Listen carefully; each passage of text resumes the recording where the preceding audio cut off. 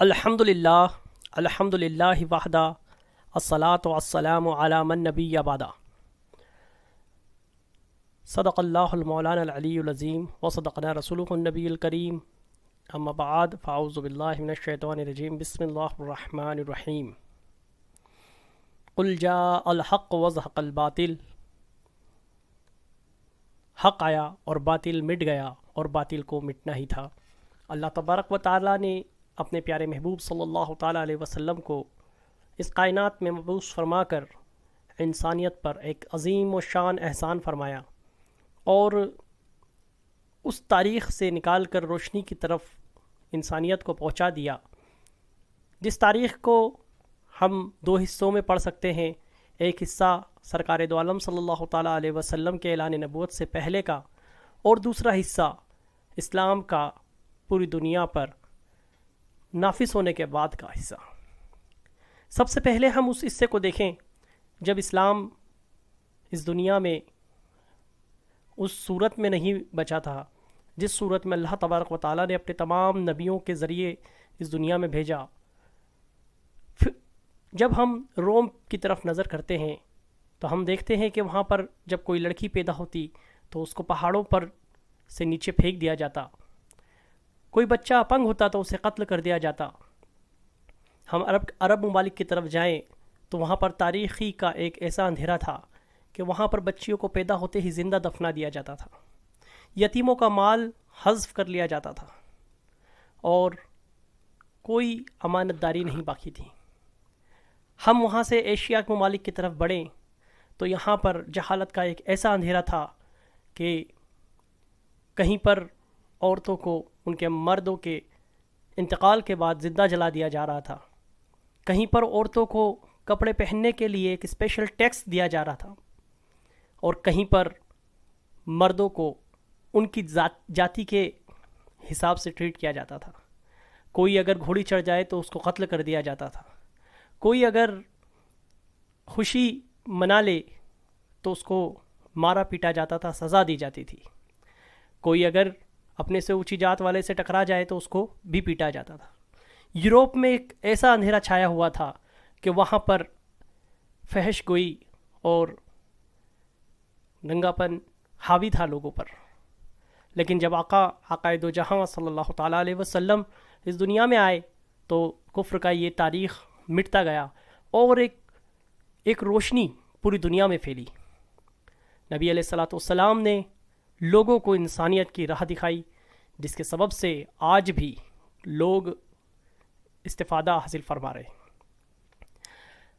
جب حضور علیہ الصلوۃ والسلام نے اعلان نبوت کیا تو اس دور میں بھی آپ کو جھٹلایا گیا، آپ پر طرح طرح کے الزامات لگائے گئے، کوئی آپ کو جادوگر کہتا، کوئی کاہن کہتا، تو کوئی آپ پر پتھر برساتا۔ لیکن اللہ تبارک و تعالیٰ کو اپنے دین کو مکمل کرنا تھا اور اپنا پیغام اپنے بندوں تک پہنچانا تھا۔ اس نے اپنے محبوب کے ذریعے اس پیغام کو پہنچا دیا۔ اس دور میں بھی کچھ لوگ اسلام کو نقصان پہنچانے کے لیے بظاہر اسلام لے کر آتے اور پھر اسلام سے پھر جاتے اور لوگوں کے بیچ جا کر ہنسی و ٹھٹھا کرتے۔ یہی نہیں، جب وہ لوگوں کے بیچ جاتے تو ایک اپنی طرف سے گڑے ہوئے اعتراضات ان قرآن مجید پر اور اللہ کے اس کلام پر بناتے رہتے۔ اللہ تبارک و تعالیٰ نے قرآن مجید میں جگہ جگہ ان اعتراضات کے جواب دیے۔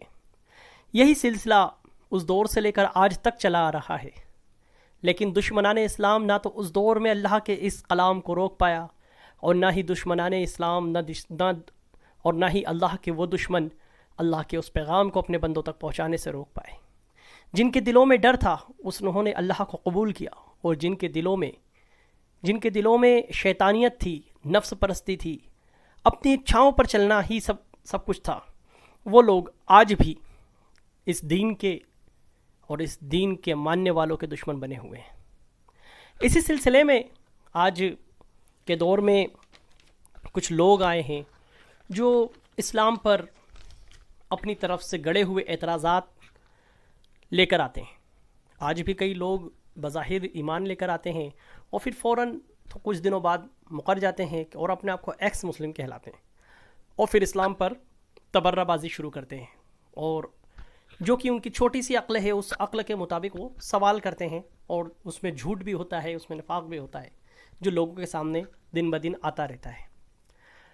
اسی سلسلے میں ایک شخص جو اپنے آپ کو ایکس مسلم کہتا ہے، اور اب اس نے ایک الگ مذہب اختیار کر لیا ہے جس کا نام پنڈت آریہ پال ہے، اس نے قرآن مجید کی کچھ آیتوں پر اعتراض اٹھایا اور کہا کہ اگر کوئی ان کے جوابات دے دے گا تو میں مسلمان ہو جاؤں گا۔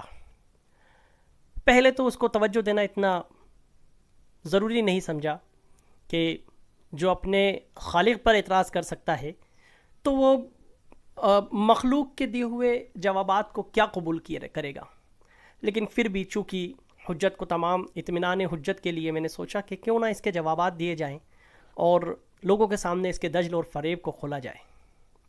تو آئیں آج اس کے ایک اعتراض پر ہم نظر ڈالیں اور اس کی حقیقت کو جانیں کہ وہ کتنا حق پرست ہے، کیسے اس نے کیوں اسلام کو چھوڑا، حق پرستی کے لیے چھوڑا یا اپنی نفس پرستی کے لیے۔ آج اس بات کا فیصلہ اس ایک اعتراض پہ ہی پورا ہو جائے گا، لیکن انشاءاللہ العظیم آگے بھی اس کے اعتراضات کے جواب دیے جائیں گے۔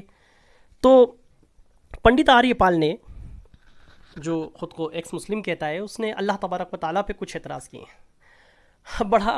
بڑی افسوس کی بات ہے کہ کریشن کریٹر پہ اعتراض کر رہی ہے۔ بڑا افسوس ہوتا ہے ایسی بات پر جن کی کوئی حیثیت نہیں اس کے آگے، جو اس کے سامنے اپنی لب کشائی کے لیے بھی ہمت نہیں جھٹا پائیں گے قیامت کے دن۔ وہ لوگ چونکہ آج ان کو مہلت دی ہوئی ہے اس کی طرف سے، آج چونکہ ان کو برتنے کا دن ہے، تو آج وہ اتنی دیدادیرلی سے کام لے رہے ہیں کہ وہ اسی پر اعتراض کرنے پہ آمادہ ہو گئے۔ بہرکیف آئیے آج اس کے ایک اعتراض پہ نظر ڈالیں۔ پنڈت آریہ پال وہ اپنا اعتراض کرتا ہے کہ اللہ تبارک و تعالیٰ نے مسلمانوں کو غیر مسلموں سے جو ہے قلبی اور زبانی دوستی رکھنے سے منع کیا۔ اگر کوئی ایسا کرتا ہے تو اللہ اسے اپنا دوست نہیں رکھے گا۔ یہ پنڈت آریہ پال کا اعتراض تھا۔ پہلے میں نے اس اعتراض پہ غور کیا کہ یار یہ کیا بچکانا اعتراض ہے یار، کہ اس میں تو کوئی تک نہیں بنتا۔ پھر میں نے سوچا کہ یہ اعتراض کیا کیوں گیا ہے۔ جب اس پہ غور و فکر کی تو مجھے محسوس ہوا کہ یہ مسلمانوں کو دیگر قوموں سے لڑانے کے لیے کیا گیا اعتراض ہے۔ اس طریقے کے اعتراض کر کے وہ لوگوں کے اندر اسلام کے لیے ایک ڈر، ایک خوف پیدا کرنا چاہتا ہے، جسے اسلاموفوبیا کہتے ہیں۔ وہ اس اسلاموفوبیا کو آگے بڑھانا چاہتا ہے۔ اسی لیے میں نے سوچا کہ سب سے پہلے اسی کا جواب دیا جائے۔ تو پنڈت آریہ کہتا ہے کہ اللہ تبارک و تعالیٰ نے مسلمانوں کو غیر مسلموں سے دلی و زبانی دوستی رکھنے سے منع فرمایا۔ اب چونکہ اس کا دعویٰ ہے تو دعوے کے لیے کوئی لنگڑی لوڑی دلیل بھی ہونا ضروری ہے، کیونکہ بنا دلیل کے دعویٰ جو ہے وہ بالکل کھوکھلا ہوتا ہے۔ تو اس نے قرآن مجید کی سورہ آل عمران کی آیت نمبر 28، سورہ نساء کی آیت نمبر 144 اور سورہ مائدہ کی آیت نمبر 57 کا حوالہ دیا۔ ہم ان آیتوں پر آئیں گے، اس کے ترجمات پہ بھی آئیں گے، ان کے شان نزول پر بھی آئیں گے، اور انشاءاللہ العظیم لوگوں کے سامنے اس بات کو کھول کے رکھیں گے کہ یہ صرف دجل اور فریب سے زیادہ کچھ نہیں۔ اس سے پہلے جو ان آیتوں کو پیش کرنے کے بعد اس نے جو اعتراض کیا ہے ہم اس پہ نظر ڈال لیں۔ اس کے کچھ سوالات ہیں ان آیتوں کو پیش کرنے کے بعد۔ وہ کہتا ہے کہ اللہ نے مانووں کو مسلم و غیر مسلموں میں کیوں بانٹا۔ دوسرا اس کا اعتراض ہے کہ کیا مسلمان ہی اللہ کے بندے ہیں، غیر مسلم نہیں؟ پھر اللہ نے یہ کیوں کہا کہ اللہ مہربان ہے ہر بندوں پر؟ کیوں بندہ کیول مسلمان ہے یا ہر مانو اللہ کا بندہ ہے؟ اور اگر ماتر مسلمان ہی اللہ کے بندے ہیں تو غیر مسلموں کو حیوان کہنا چاہیے۔ آشچریہ کی بات ہے کہ اللہ ہر بندوں پر مہربان ہے اور مسلمانوں سے کہا تم ان سے دوستی نہ رکھو۔ تو یہ اس کے کچھ اعتراضات ہیں۔ خیر، سب سے پہلے ہمیں یہ دیکھنا ہوگا کہ کیا واقعی اللہ تبارک و تعالیٰ نے اپنے بندوں کو دوسرے بندوں سے قلبی دوستی اور زبانی دوستی رکھنے سے منع کیا ہے؟ تو قرآن مجید کی طرف نظر ڈالنے سے پہلے ہم ان لوگوں، ہمارے گزرے ہوئے لوگوں کے عمل پہ، جو کہ اسلام پہ عمل پیرا تھے اور اسلام کے قانون کو نافذ کرتے تھے، کیوں نہ ہم ان کی زندگی میں جھانکیں تاکہ ہمیں پتہ لگے کہ واقعی قرآن جو ہے اس طریقے کا حکم دے رہا ہے۔ کیونکہ جو قرآن کو اچھے سے سمجھتا ہو اور قرآن کے حکم کو نافذ کرتا ہو، حکم کو نافذ کرنے کی کوشش بھی کرتا ہو، تو وہ بلا شبہ قرآن کے اس حکم پہ عمل کرے گا اور لوگوں کو اس پہ آمادہ کرے گا۔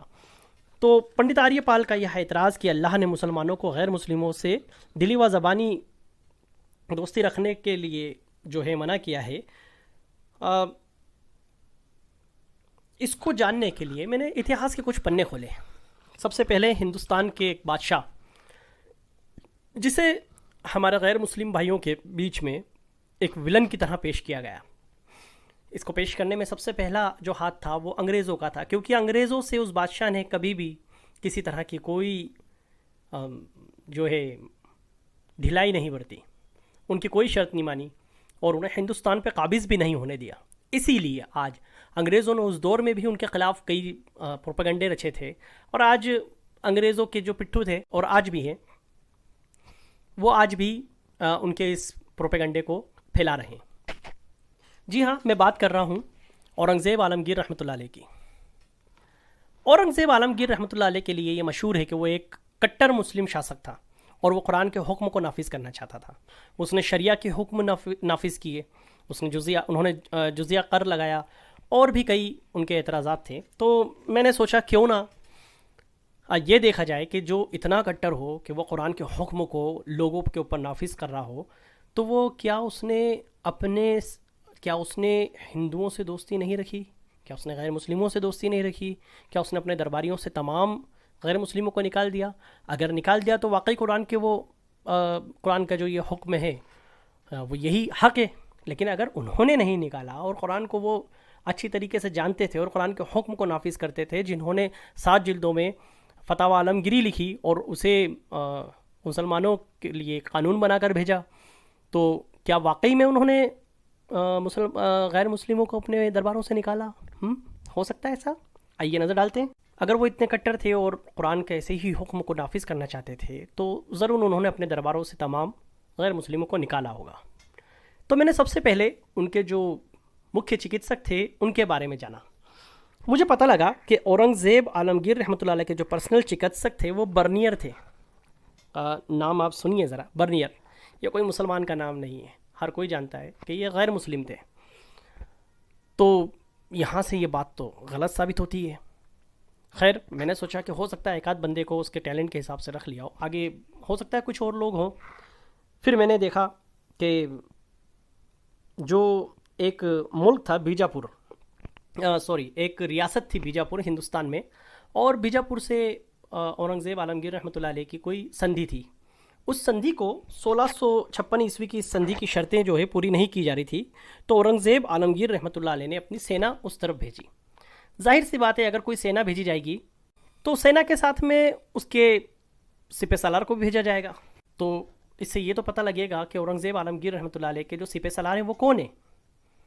تو جب میں نے اس کے متعلق پڑھا تو مجھے پتہ لگا کہ جو اورنگزیب عالمگیر رحمۃ اللہ علیہ کے اس سینا کا جو نیترتو کر رہے تھے، جو اس کے سپہ سالار تھے، یعنی کہ جو اورنگزیب عالمگیر کی جگہ وہاں پر گئے تھے، وہ تھے جے سنگھ۔ جی ہاں، وہ جے سنگھ تھے، غیر مسلم۔ تو یہ بات پھر پنڈت آریہ جی کی جو اس بات کو ڈینائی کر رہی ہے، قرآن کے حکم پہ کیا اورنگزیب نہیں تھے، یا جو ابھی پروپیگنڈا چلایا جا رہا ہے وہ صحیح نہیں ہے۔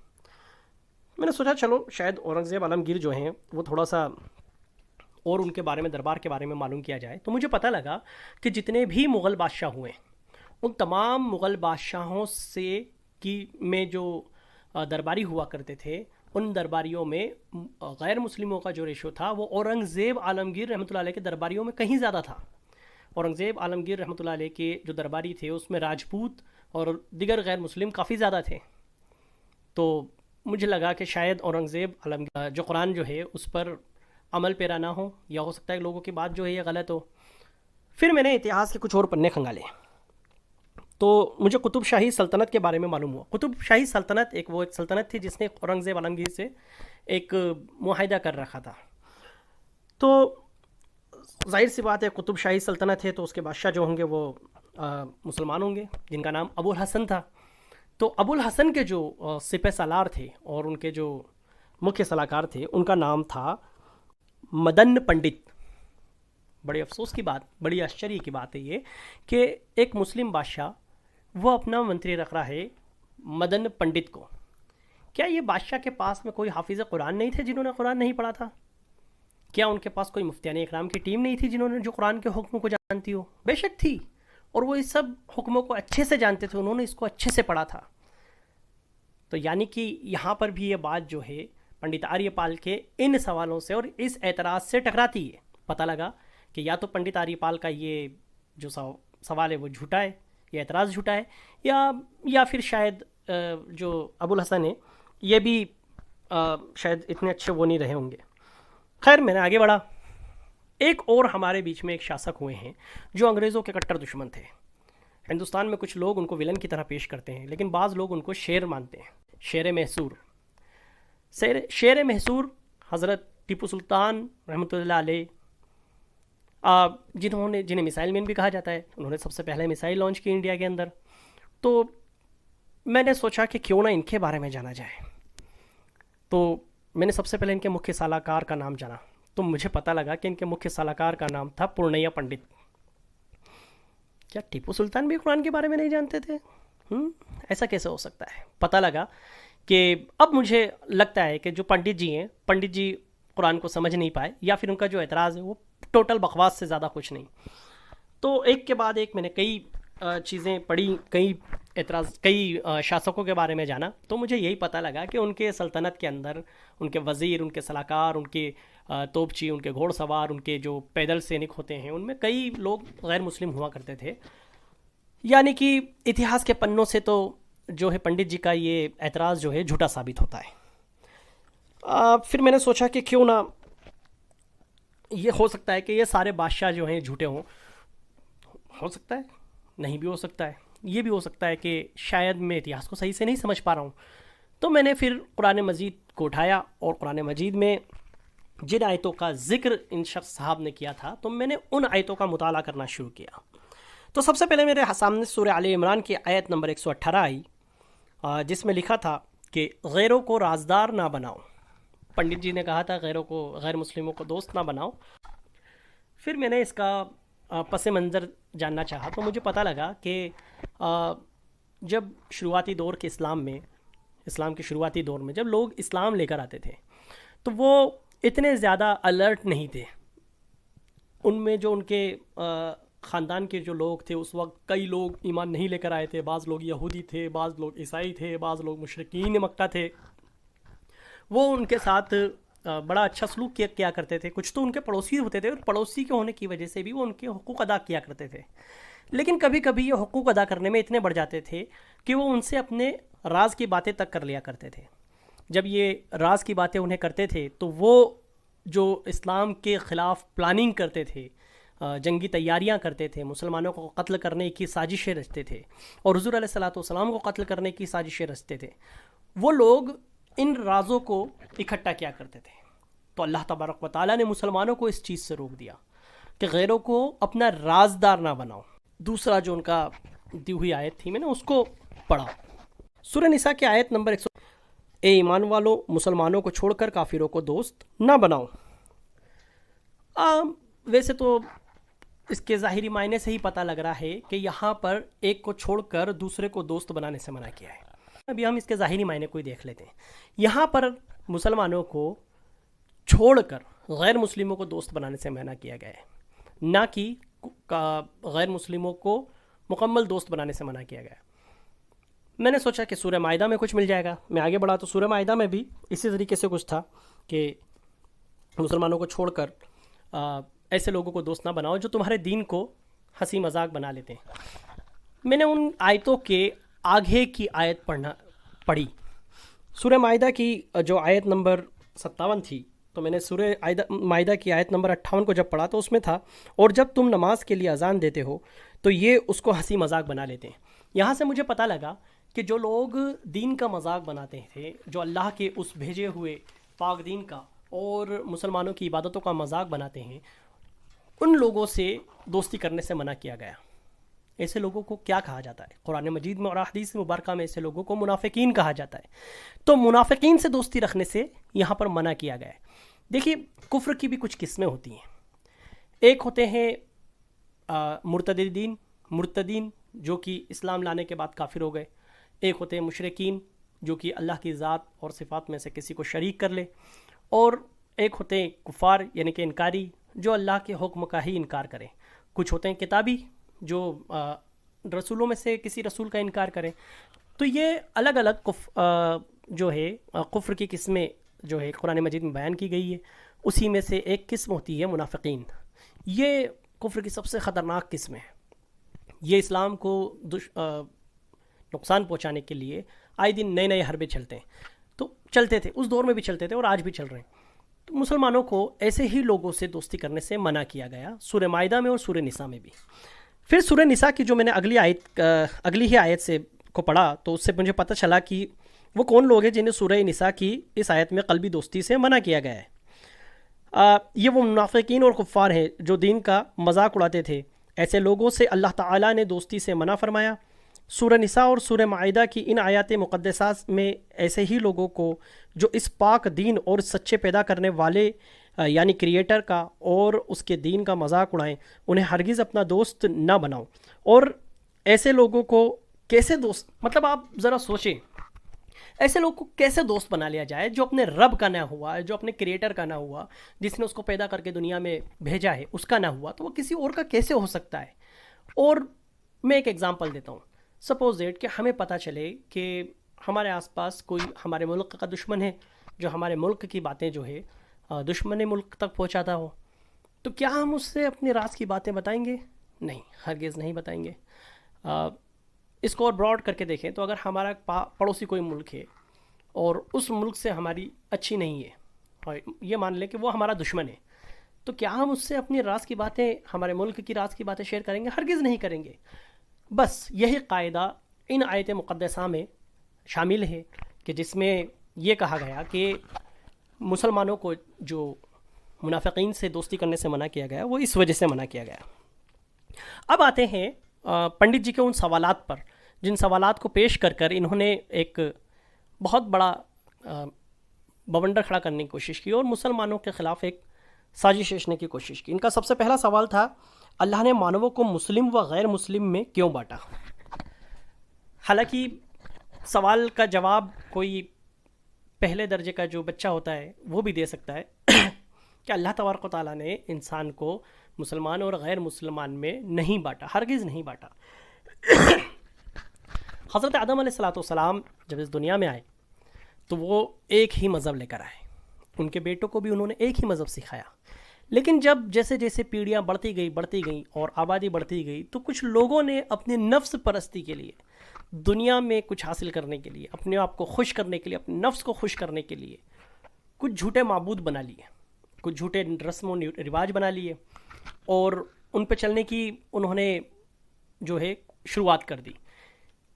تو یہاں سے دو گٹ بن گئے. ایک گٹ وہ تھا جو اللہ تبارک و تعالیٰ کے بھیجے ہوئے دین پر چل رہا تھا، اور ایک گٹ وہ تھا جو اللہ کے دین کے مخالف اور اللہ کے حکم کے مخالف چل رہا تھا.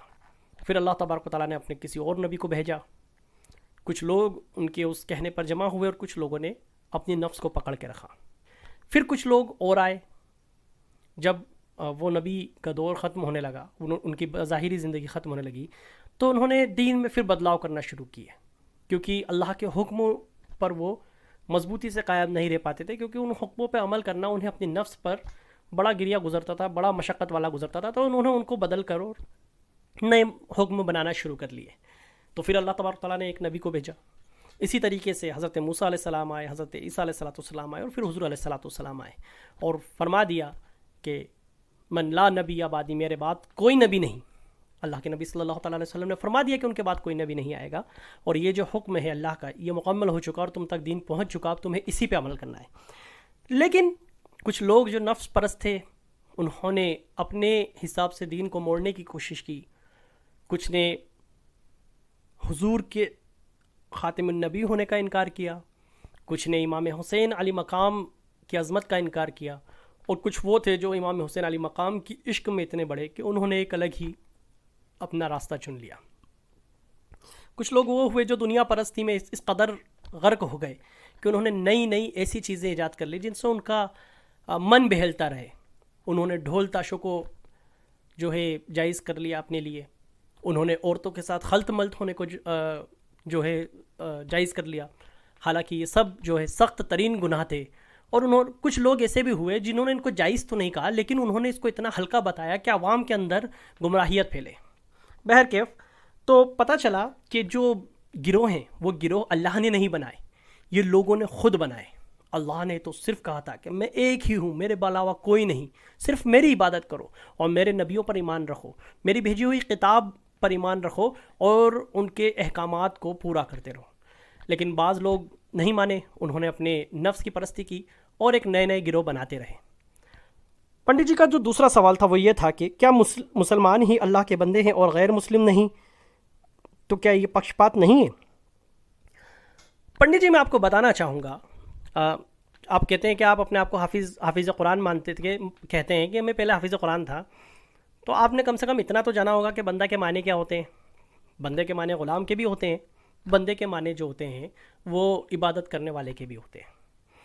تو عبادت کس کی جا رہی ہے؟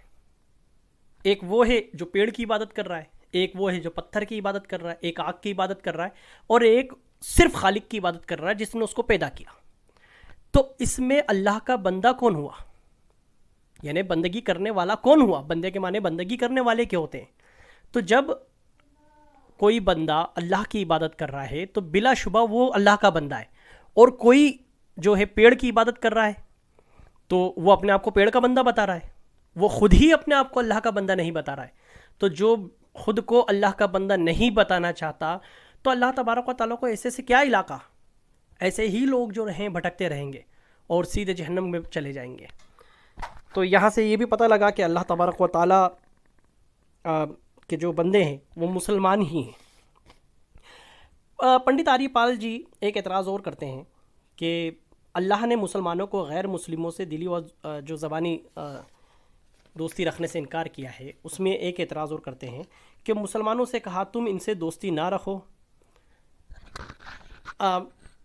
جو تینوں آیتیں انہوں نے پیش کی اس کے جواب میں، تو پھر میں نے قرآن مجید میں کچھ اور چھانٹنے کی کوشش کی۔ کیا کہیں پر کوئی ایسا صریح حکم ہے کہ اللہ تبارک و تعالیٰ نے صریح طور پہ فرمایا ہو کہ تمام غیر مسلموں سے اپنے رشتے منقطع کر لو اور بالکل الگ ہو جاؤ؟ تو مجھے قرآن مجید میں سورہ ممتحنہ کی آیت نمبر 8 اور 9 ملی۔ آئیے اس کا ترجمہ میں آپ کے سامنے پیش کر رہا ہوں۔ اللہ تمہیں ان لوگوں سے احسان کرنے اور انصاف کرنے سے منع نہیں کرتا۔ اللہ تبارک تعالیٰ کیا فرما رہا ہے کہ اللہ تمہیں ان لوگوں سے احسان کرنے اور انصاف کرنے سے منع نہیں کرتا جنہوں نے تم سے دین میں لڑائی نہیں کی اور نہ تمہیں تمہارے گھروں سے نکالا۔ بے شک اللہ انصاف کرنے والوں سے محبت فرماتا ہے۔ اللہ تمہیں صرف ان لوگوں سے دوستی کرنے سے منع کرتا ہے جو تم سے دین میں لڑے اور انہوں نے تمہیں تمہارے گھروں سے نکالا، جنہوں نے تمہیں تمہارے گھروں سے نکالا اور تمہارے دین کے خلاف لڑے، تمہیں نکالنے میں مدد کی، اور جو ان سے دوستی کرے وہی ظالم ہے۔ کیوں نہ ہو؟ تم کسی سے صرف اس لیے دشمنی رکھو کہ وہ صرف اسی کی عبادت کرتے ہیں جس نے اس کو پیدا کیا ہے، وہ صرف اسی کی عبادت کرتے ہیں جو تم پر مہربان ہے، وہ صرف اسی کی عبادت کرتے ہیں جو تمام اشیاء کا پیدا کرنے والا ہے، وہ صرف اسی کی عبادت کرتے ہیں جس نے تمام مخلوق پہ اپنے رحمت کا سایہ عطا فرمایا ہے۔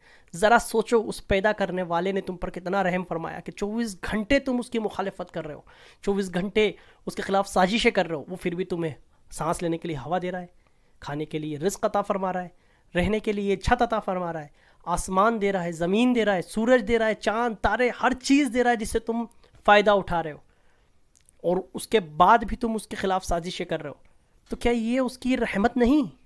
جبکہ وہ کن فیکن کہہ کر پوری کائنات کو وجود میں لے آیا، تو کیا وہ صرف کن کہہ کر پوری کائنات کو فنا نہیں کر سکتا؟ بلا شبہ کر سکتا ہے۔ ہماری تمہاری کوئی اوقات نہیں اس کے آگے، وہ جب چاہے تمہیں فنا کر دے، جب چاہے تمہیں واپس جلا دے۔ تو اللہ تبارک و تعالیٰ نے ہمیں ایک سچا دین عطا فرمایا اور ایک سچی راستہ عطا فرمایا کہ تم ہر کسی کے بہکاوے میں نہ ہو، ہر کسی کی عبادت نہ کرو، صرف اس کی عبادت کرو جس نے اس کو پیدا کیا۔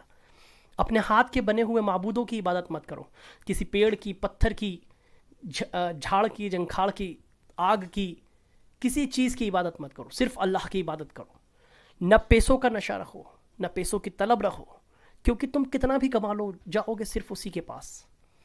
کتنا بھی کما لو سب یہیں چھوٹا رہ جائے گا، بعد میں تمہاری نسلیں اس کے لیے لڑتی رہیں گی، اور تم کیسے جاؤ گے جیسے آئے تھے خالی ہاتھ۔ تو یہاں یہ پتہ لگا کہ قرآن مجید کی جو سورہ ممتحنہ کی آیت نمبر 8 اور 9 میں سے ہمیں دو باتیں پتہ لگی کہ اللہ نے کن سے دوستی کرنے سے منع فرمایا۔ اللہ تبارک و تعالیٰ نے ان تینوں آیتوں میں جو ذکر کیا کہ جو لوگ تمہارے سے ہنسی ٹھٹا کرتے ہیں، تمہارے دین کا مذاق بناتے ہیں، تم سے دین کے خلاف لڑتے ہیں، اور اس آیت میں یہاں پر یہ بھی بیان فرما دیا کہ تمہیں جنہوں نے تمہیں اپنے گھروں سے نکالا اور تم سے لڑے اور ان کی مدد کی، ایسے لوگوں سے دوستی نہ کرو، ان کے لیے فرمایا کہ ان سے دوستی نہ کرو۔ اس آیت سے یہ بات پوری طرح سے صاف ہو گئی کہ پنڈت جی صرف جھوٹ کا ایک پروپیگنڈا رچ کر آئے، انہوں نے جھوٹ کا ایک پلندہ باندھا اور لوگوں میں اس کو چھوڑ دیا۔ اس سے اسلام کا کوئی نقصان نہیں ہوا، لیکن پنڈت جی نے اپنی آخرت ضرور خراب کر لی۔ پنڈت جی بڑے جوش و خروش کے ساتھ میں انہوں نے اسلام میں مذہب کو چھوڑا اور ایک ایسے مذہب کو اختیار کرا جہاں پر کئی خداؤں کا تصور ہے۔ پنڈت جی اگر آپ واقعی اسلام پرست ہیں، انصاف پرست ہیں، تو اپنے اس اعتراض پہ غور کریں، آپ اس میں کہنا کیا چاہتے ہیں؟